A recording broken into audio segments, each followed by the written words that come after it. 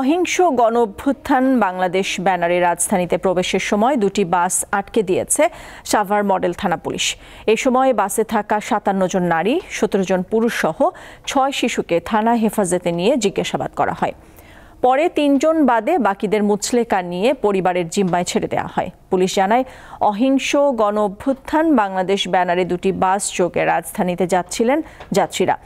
ঋণ প্রদান সহ আর্থিক সহায়তার ব্যবস্থা করে দেওয়ার আশ্বাসে একটি চক্র তাদের ঢাকায় নিয়ে অরাজক পরিবেশ তৈরির পরিকল্পনা করছিল। এ বিষয়ে খবর পেয়ে আমিনবাজার থেকে বাস দুটি আটকে যাত্রীদের হেফাজতে নেওয়া হয়।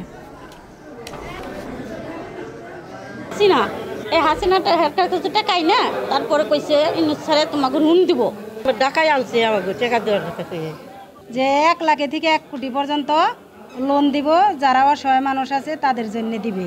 তাদেরকে এই ব্যানারের আওতায় তাদেরকে উদ্বুদ্ধ করছিল যারা, সেই বিষয়গুলো তাদের যারা টিম লিডার ছিল তাদেরকে জিজ্ঞাসাবাদ করছি এবং নারীদেরকে, শিশুদেরকে আমরা মুচলেকায় আমরা ছেড়ে দিয়েছি।